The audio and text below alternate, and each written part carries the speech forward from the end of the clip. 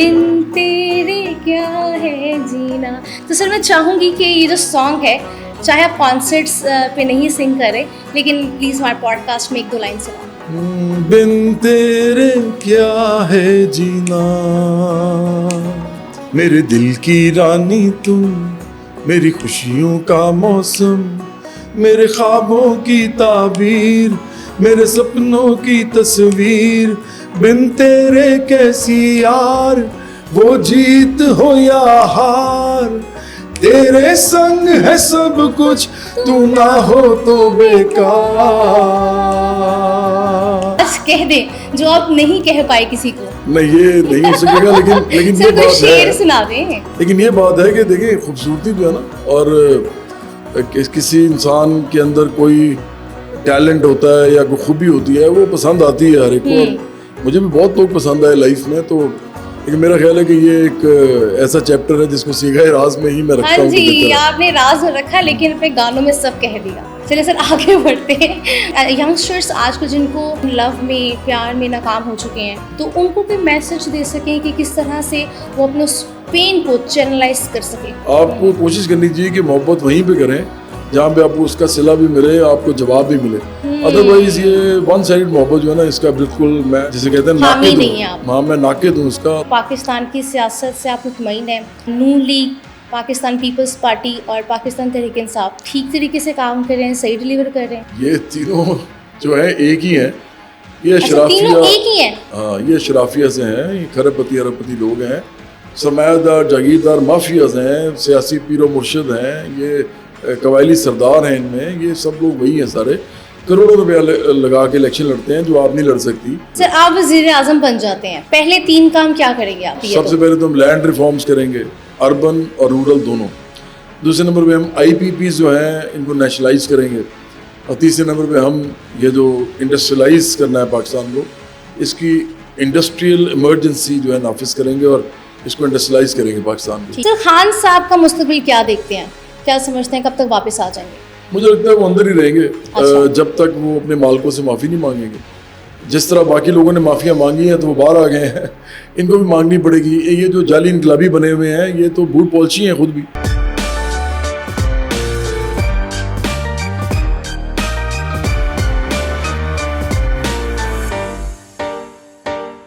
Hey guys, अस्सलाम वालेकुम, you're watching Front Foot Podcast and I'm your host खुशबू अफजाल। नाज़रीन, आज के पॉडकास्ट के हमारे गेस्ट हैं पाकिस्तान के फेमस सिंगर और बराबरी पार्टी के चेयरमैन जवाद अहमद। आइए इनको वेलकम करते हैं। अस्सलाम वालेकुम सर। वालेकुम अस्सलाम। कैसे हैं सर, और क्या रूटीन चल रही है आजकल? आजकल तो मैं सियासत ज़्यादा कर रहा हूँ, क्योंकि मौसीकी के थोड़ा सा मैंने खैरबाद कह दिया है। ख़ास तौर पे कॉन्सर्ट्स वगैरह मैं नहीं कर रहा, तो इसलिए सारा दिन मसरूफ़ सियासत में होता हूँ। तो सर कॉन्सर्ट्स क्यों बंद कर दिए? बहुत से लोग जो हैं आपके गानों को बहुत पसंद करते हैं।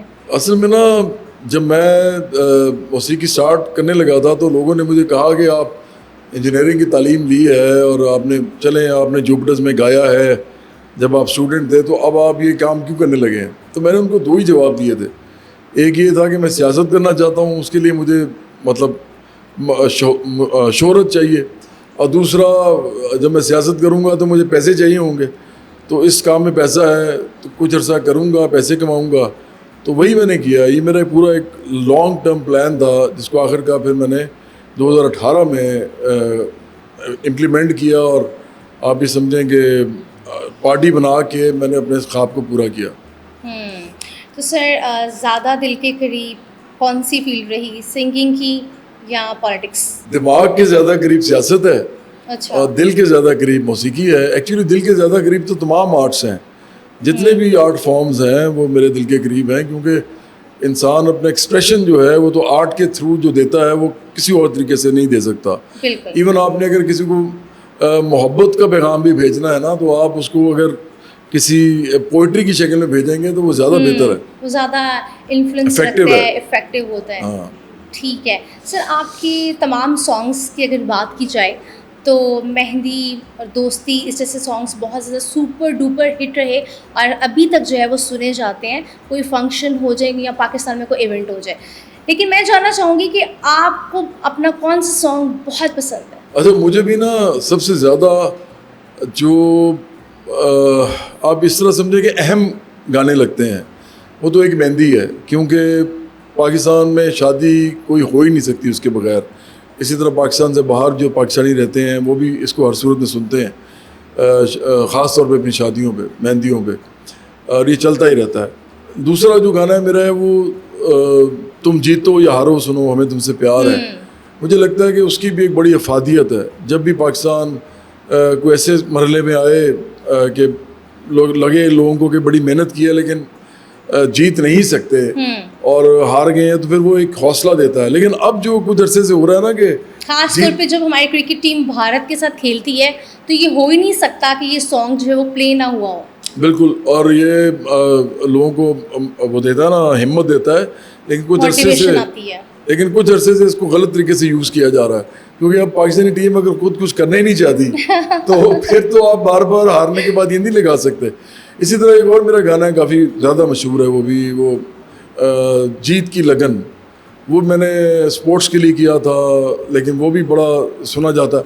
अब दोस्ती तो आपको पता ही है। तो ये अहम गाने हैं मेरे। इसके अलावा फिर जो मुझे पसंद है वो हैं, जैसे बिन तेरे क्या जीना मुझे बड़ा पसंद है, अल्लाह मेरे दिल के अंदर मुझे बड़ा पसंद है। फिर मुझे वो कहती है सैया में तेरियाँ, फिर उचियाँ मजाजा वाली, आँख गई, ये सारे गाने मुझे बड़े अच्छे लगते हैं। क्योंकि देखिए मेरे गाने कम अज़ कम कोई 20 गाने ऐसे हैं जो लोगों को याद हैं, कम अज़ कम 20 गाने ऐसे हैं। मेरा पूरा कॉन्सर्ट मैं अपने गानों पे ही कर देता था। और तो एक बहुत सॉन्ग आपका ये भी बहुत खूबसूरत था, बिन तेरे क्या है जीना। तो सर मैं चाहूँगी कि ये जो सॉन्ग है, चाहे आप कॉन्सर्ट्स पे नहीं सिंग करें, लेकिन प्लीज़ हमारे पॉडकास्ट में 1-2 लाइन सुना। हाँ, मैं बिल्कुल सुना देता हूँ। बिन तेरे क्या है जीना, बिन तेरे क्या है जीना, मेरे दिल की रानी तुम, मेरी खुशियों का मौसम, मेरे ख्वाबों की ताबीर, मेरे सपनों की तस्वीर। बिन तेरे कैसी यार, वो जीत हो या हार, तेरे संग है सब कुछ, तू ना हो तो बेकार। बिन तेरे क्या है जीना। Thank you so much sir, आपके सॉन्ग मुझे बहुत बहुत बहुत पसंद है। और अभी तक यंगस्टर्स हो जाएं, वो बहुत शौक़ से गाना सुनते हैं। और मेरे ख्याल कि पाकिस्तान में कोई ऐसी मेहंदी है जिसमें जवाद अहमद साहब का मेहंदी वाला ट्रैक जो है वो ना चला हो। यहाँ पे सर आपने आर्ट का जिक्र किया और अपने दिल के करीब सॉन्ग्स के नेम्स हमें बताए, तो ऐसा हो नहीं सकता कि इतना सेंसिटिव टच इंसान हो और उसको मोहब्बत ना हुई हो।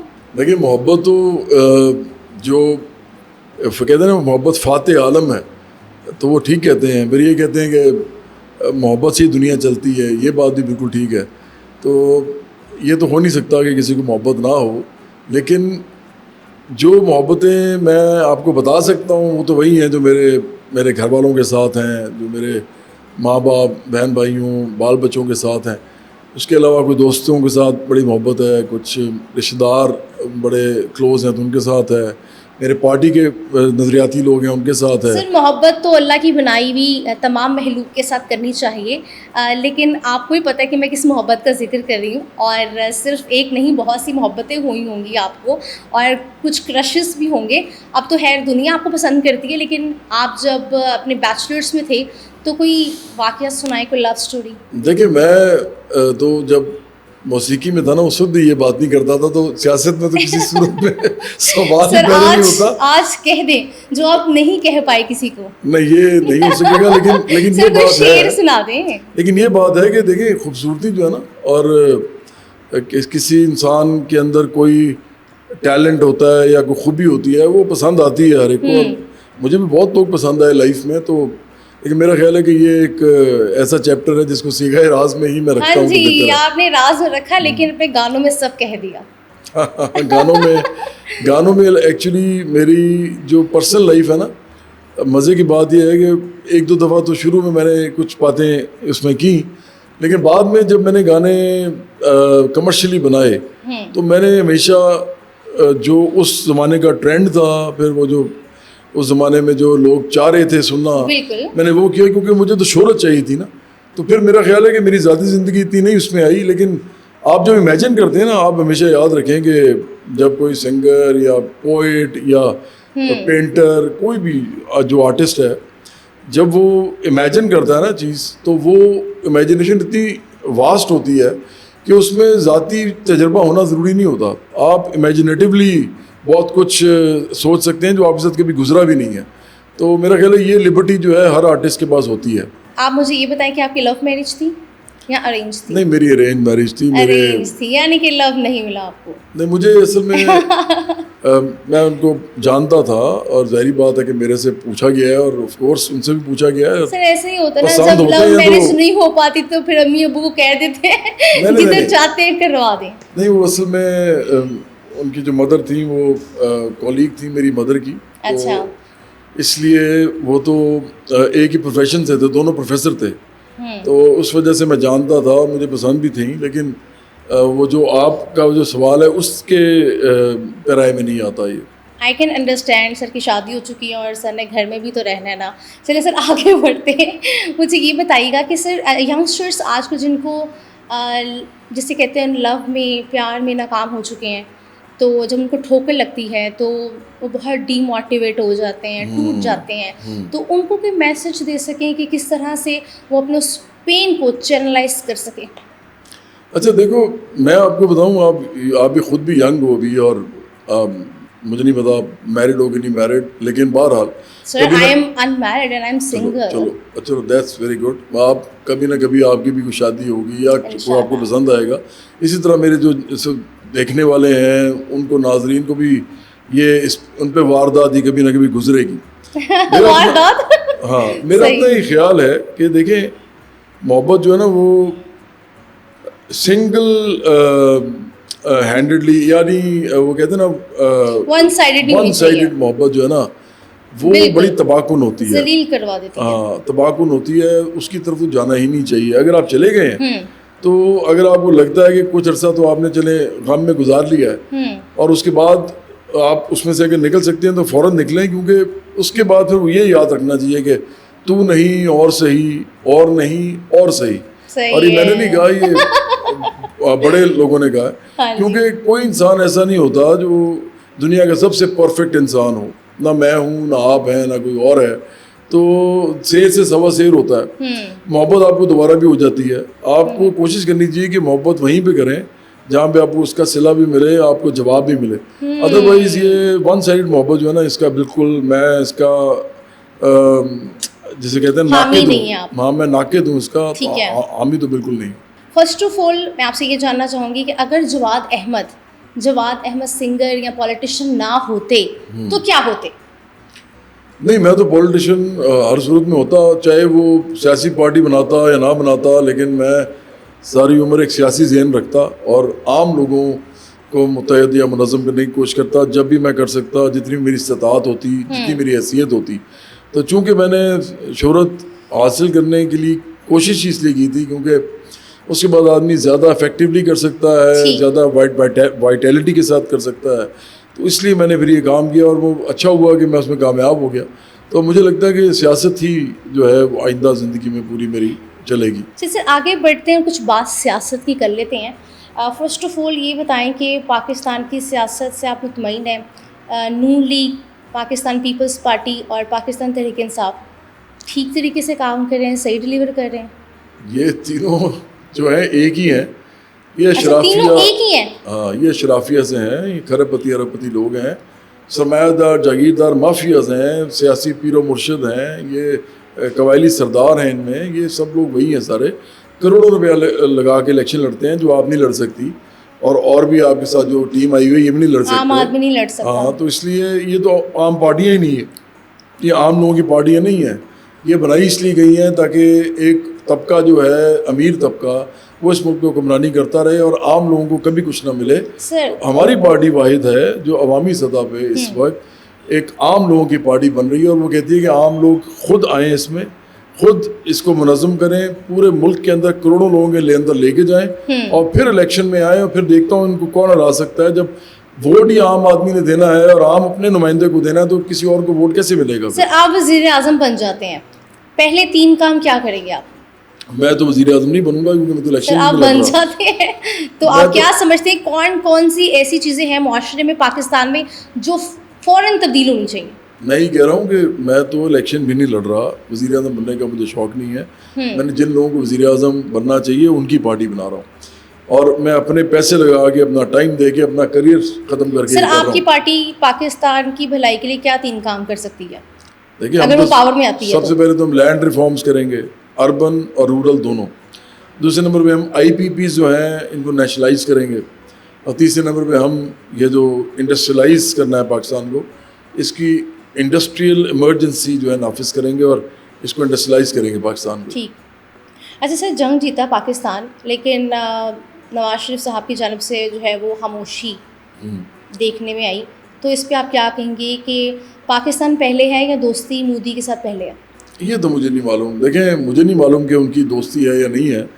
मुझे तो ये पता है कि जब इस जंग के दिनों में कोई भी पाकिस्तानी जो था, कोई भी पाकिस्तानी, उसको अपनी फ़ौज के साथ खड़ा होना चाहिए था, क्योंकि अगर जंग में अपनी फ़ौज के साथ आप खड़े नहीं होते बिल्कुल। जंग में, तो ठीक। इसका मतलब है कि आप मुल्क दुश्मन है। कोई फायदा नहीं है फिर। हाँ। क्योंकि आप लड़ाई तो आप नहीं लड़ सकते ना। ठीक अगर है।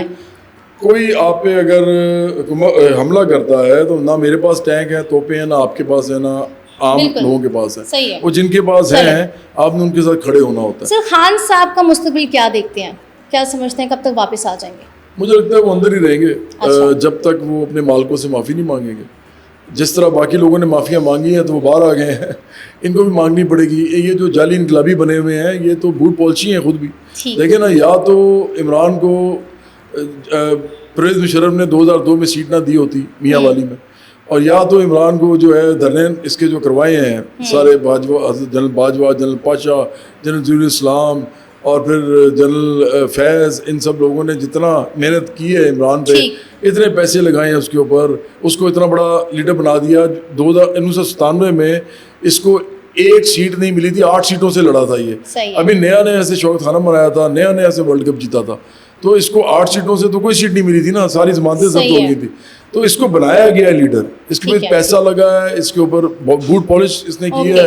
तो अब अगर फर्ज करें ये अपने मालिकों से माफ़ी नहीं मांगता ओके। और वो फिर माफ़ी मांगता है और वो फिर एतबार भी कर लेते हैं इसकी माफ़ी का, और उस वक्त तक मुझे नहीं लगता ये बाहर आएगा, ये अंदर ही रहेगा। और मुझे इस बात का अफसोस है बहुत, ठीक मुझे है। नहीं अच्छा लगता कि वो अंदर रहे, सर लेकिन उसकी माय अपनी करनी लास्ट है। क्वेश्चन, अभी रिसेंटली बजट आया है, ये बजट जो है ये अवाम दोस्त होगा या गरीब गरीब होते रहेंगे और अमीर जो है वो मज़ीद अमीर हो जाएंगे? ये अमीरों ने बजट बनाना है, अमीर बनाएंगे, गरीबों के लिए नहीं बनाएंगे। ये गरीब दुश्मन होगा, अमीर दोस्त होगा हमेशा की तरह।